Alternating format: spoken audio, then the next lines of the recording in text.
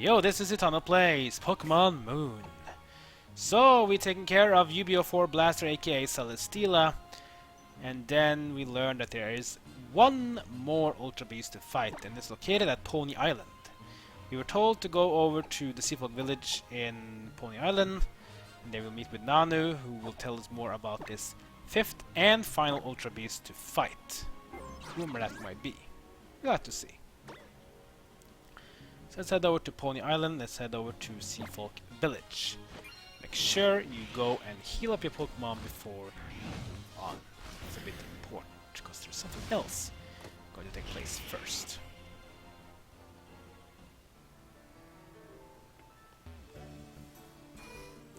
There we go. Let's heal up our Pokemon and get ready to go to the restaurant to meet with Nanu. So whatever happens, we will be ready for it. We're healed up and ready to go. That's good.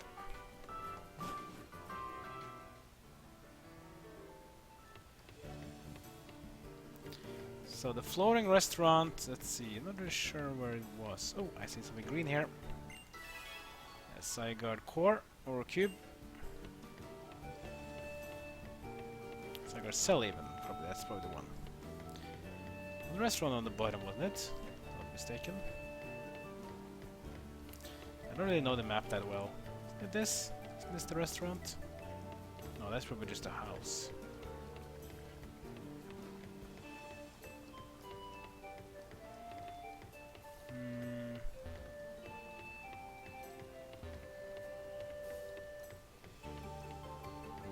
Maybe it's this one. Can't remember. Well, this doesn't expect to just be an ordinary house.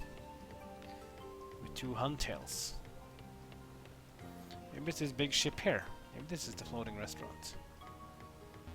This must be it. It has a fork and a knife, so it must be the restaurant. Yep, it is. So you came, young Titano?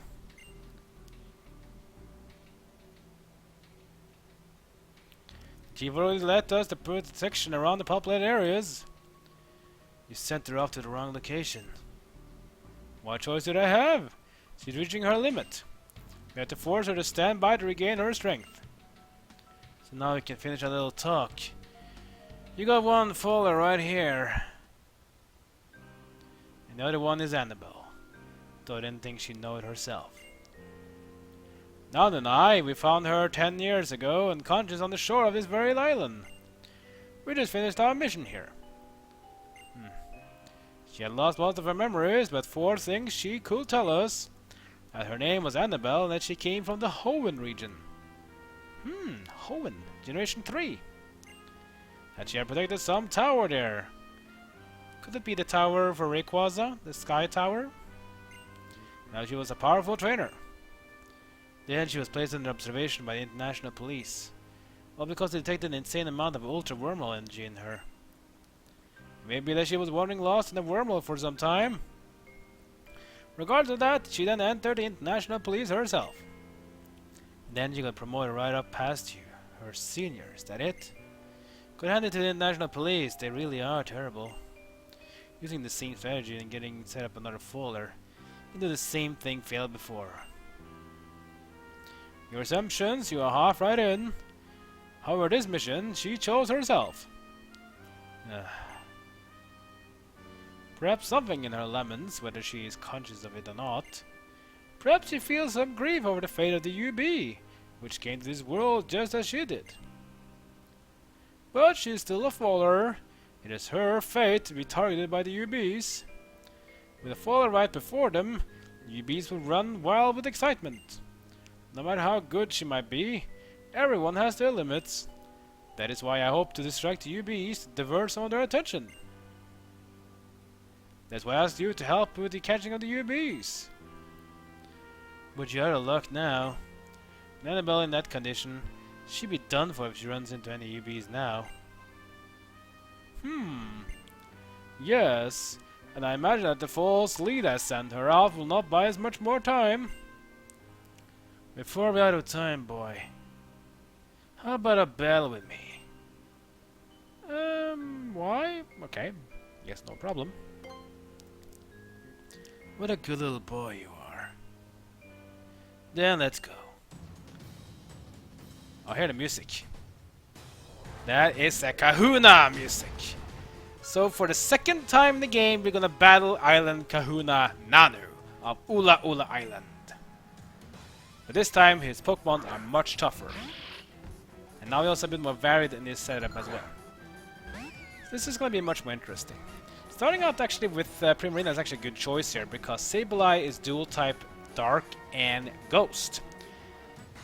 And before Generation 6, Sableye was one of the only Pokemon in the history that did not have a weakness. But now it has to the Fairy type. Let's give it a Moonblast. Here it comes. Good damage, almost a 1-hit KO. Sableye used Toxic in return. Badly poisoned the Primarina, meaning I will be taking increased damage for every single turn that passes. So the damage is very low in the start, but as soon as we start getting more and more turns, the Toxic is starting to hit really, really bad. Let's finish off the Sableye first though with another Moonblast. Good job. Sableye defeated. Salamence is now 53. And the poison will tick in now, and now you can see that he hurts more. He hurts for twice more actually. Next up is Persian. Persian, the Alolan Persian, a pure dark type. I mean, it has some weaknesses, but we should start with the weakness that it has the most.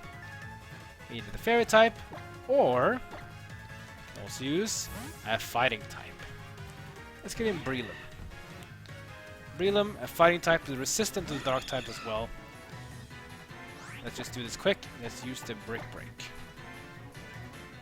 Fake out first from Persian, which means I'll be flinched.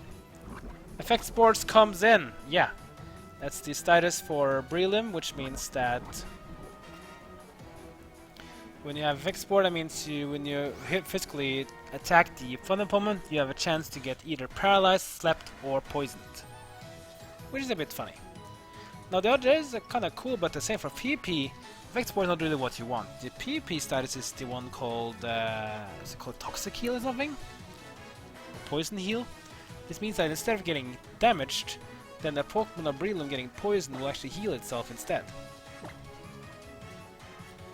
Dark Pulse from Persian.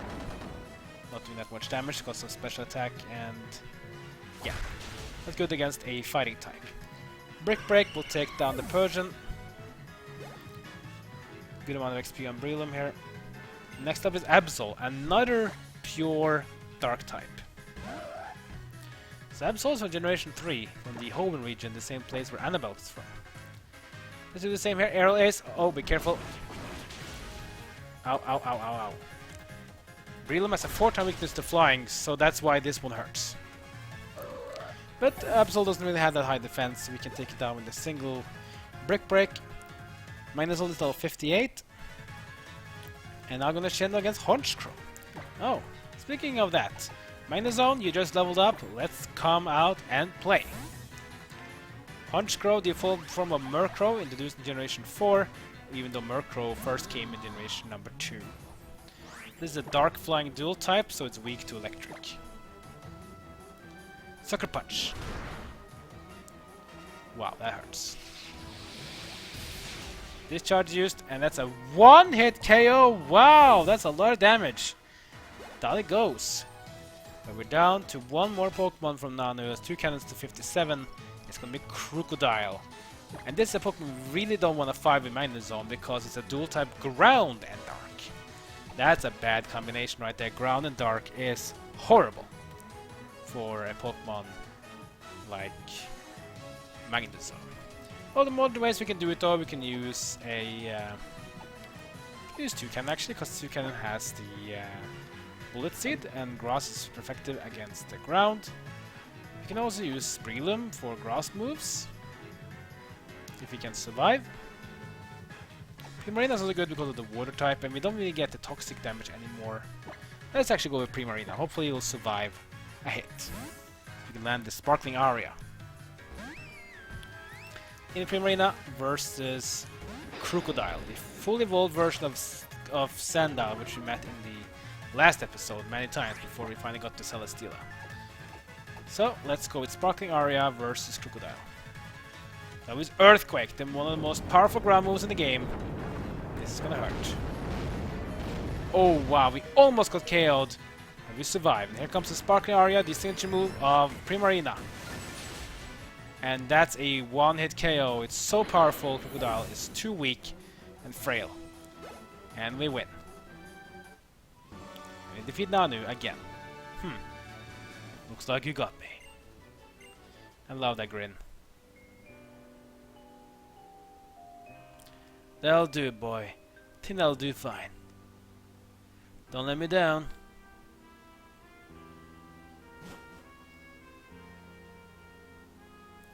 I won't. Oh! Well done, Zitano. It's time to get down to work, isn't it not? Our final UB, codenamed Glutton. Now let's say we will lead it deep into the heart of the Resolution Cave. UB5 Glutton. Oh, or 000. Here you are as usual. And we get 10 more Beast Balls. So we guarantee to capture the Ultra Beast. Vitala, this is your final assignment. But first, my young friend, let us get the regular report out of the way. Then we can finalizing all the data you get on the last UB you caught. We learn more about that creature, and you should speak to Madame Vicky in the Aether Paradise. Good labs.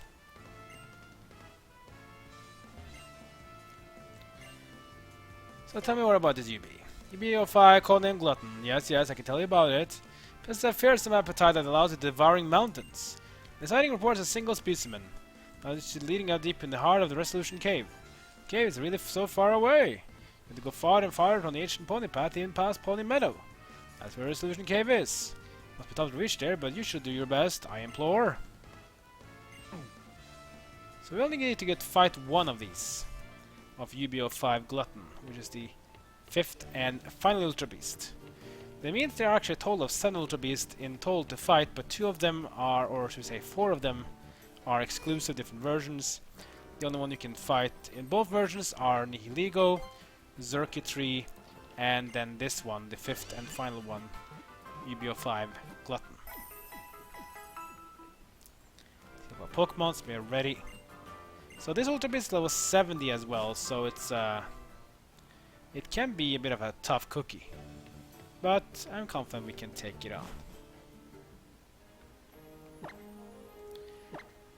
So to get to Resolution Cave, we have to go even past the Pony Meadow. Pony Meadow is a place we haven't been so far.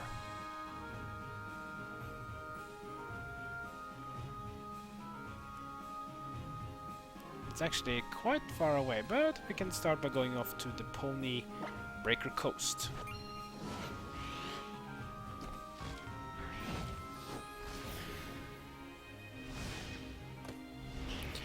Now we have to reach a new place we haven't been before. We weren't here before the last time. Let's just skip the Ruins of Hope. We get the Ruins of Hope later when we're gonna go and see if we can find more of those Tapu Pokemon. We have only gotten 1, there are 3 more. I see you. Come here. Another Zygarde Zell. Collect a lot of them in order to get the 50% one, which is the one we see in Pokemon. Oh, whoa, hold on. Sina and Dexio. How are you, Zitano? It's at 100%. You might be able to control it fully. Well, we're having you look into Zygarde for us. Look into Z-Ring too. It's so mysterious. Talking about the Mega Evolution here in the region so far away from Kalos. But we are trainers. Rather than explaining all the words, why don't we just show you what a Mega Evolution is? Oh boy, here we are supposed to go and find the final guy. Here we're gonna battle against Pokemon trainer Dexio. Wow. Guess we have no choice then. So, Espeon versus Primarina. Oh, well, I guess we can fight them too as well. So he has a lot of Pokemon to fight, and we have to fight him, regardless if he plays Sun or Moon. This guy has a Z-Ring, which means he can Mega Evolve certain Pokemon, which is cool though. Espeon is a Psychic type, it has really weakness to some types. So the Power Swap. which means changes to attack and special attack will not be changed. Definitely the Metagross. So the Moonblast doing good damage. We can do it one more time. Comes Psychic. Very powerful. That hurts. It is high level on us, though, so that's probably why. Moonblast number 2 hits. Not enough to KO, though. Here comes Psychic number 2. That probably will be KO on Primarina. It will be, sadly. Alright, that was unfortunate, but we can keep on moving, can't we? Let's bring in Magnezone. And Magnezone, let's go out with a Discharge. That's when we Shadow Ball. A Ghost type move. Getting good damage. Discharge on Espeon. That will be enough and it will KO. What's next for Dexio's? Lunala, that was 60. Next up will be Slowking. Should we switch? No. Let's stick with Magnezone versus Slowking. So Slowking is the evolved form of Slowpoke if you use the King's Rock instead of normal evolution. So let's go with Discharge. Good damage there, but you can see Slowking is very tanky. He knows Flamethrower? What? Okay, a water Pokemon knows a fire move. That was not expected, but okay. Well, it's a water and Psychic type, dual type, so let's just bring in Breloom. Because Breloom is a grass type and grass loves the water types. Seed Bomb. Here we go. I'll KO the Slowking. We'll go down. Who's next from Dexio is going to be Raichu! Is it the Alolan Raichu though, or is it the... Question, is that the Alolan Raichu, or is that the...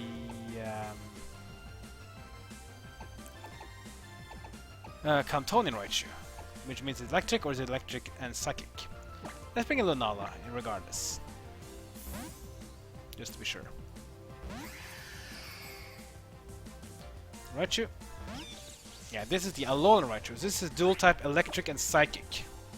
That's good for us because we know both have Night Daze and Moongeist Beam. Moongeist Beam is effective against psychic. Let's use it. Raichu is fast. We use Light Screen to protect itself from special attacks. Voice move because here comes the signature move from Lunala, the Moongeist Beam. Charging up. Here it comes. Wow, the Light Screen almost took it down in a single hit. The Light Screen does make it survive though. Raichu with Thunderbolt on Lunala. Damage is not that high, because Lunala is pretty tanky when it comes to special attacks. We use one more Moongeist Beam onto Raichu, and that will be the end of the Alolan Raichu, dual type electric and psychic. Who's next? That's going to be Metagross. Oh boy! Another steel, another psychic type. This is a dual type steel and psychic. Let's bring out Salamence. One of the weaknesses of Metagross is fire, and as well as ground. Ground and fire are the kings to take out the Metagross. Wow, this is the mighty Metagross.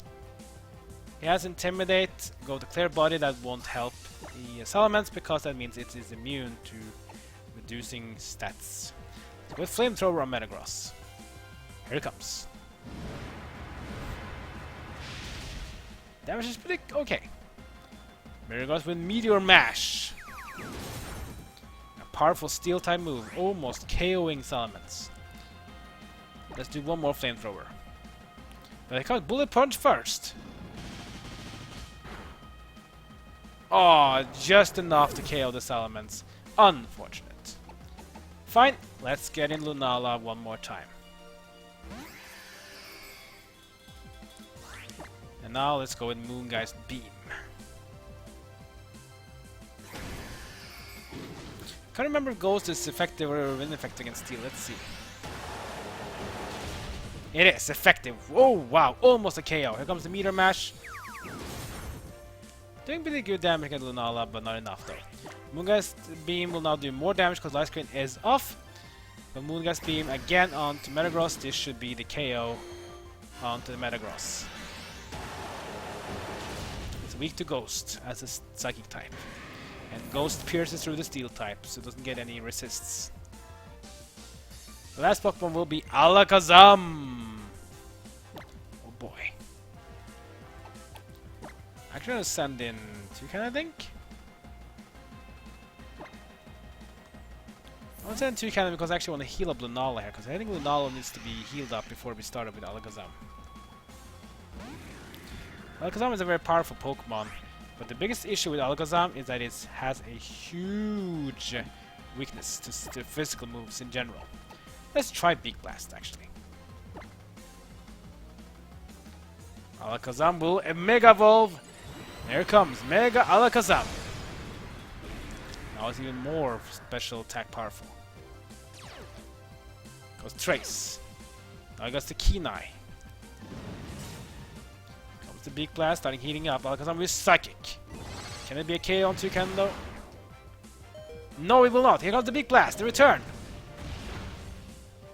Oh, so close! But not enough. That means most likely this will be a KO on Toucan, but at least we tried. Alakazam with Psychic on Toucan. That'll be enough. Toucan goes down. Well fought though, you almost KO'd it. That's good. Can Alakazam KO level 91 Breloom? We'll find out. Breloom, come on in. You are weak to Psychic as a fighting type. Let's see if you can survive regardless though. Because I'm a Psychic. How much damage will Breloom take? Wow! Level 91 one-hit KO'd! Might this actually be a loss for me? No way. Can't lose this, can I?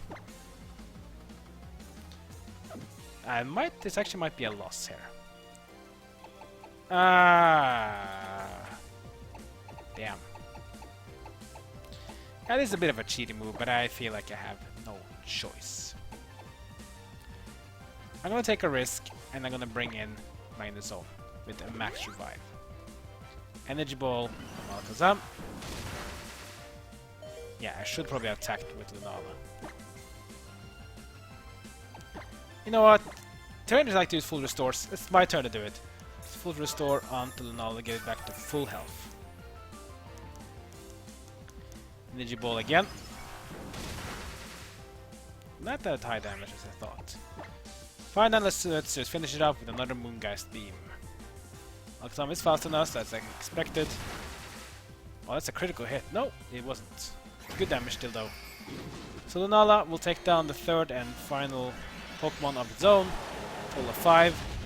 Alakazam will go down. Even the Mega Alakazam cannot survive that.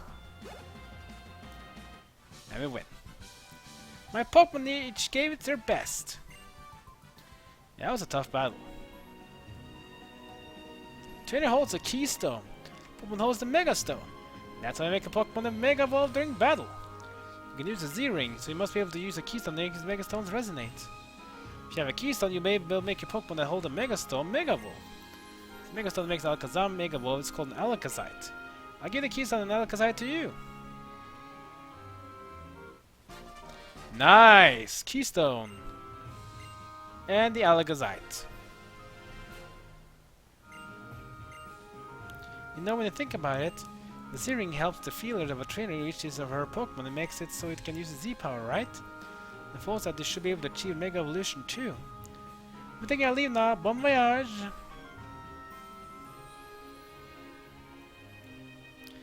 Wow, that was interesting. Regardless though, we had just seen it again, Generation 6. Mega Evolution came to Generation 7. Now we got our own Keystones, so if we get ourselves the Mega Stones, we can actually Mega Evolve in Generation 7 as well.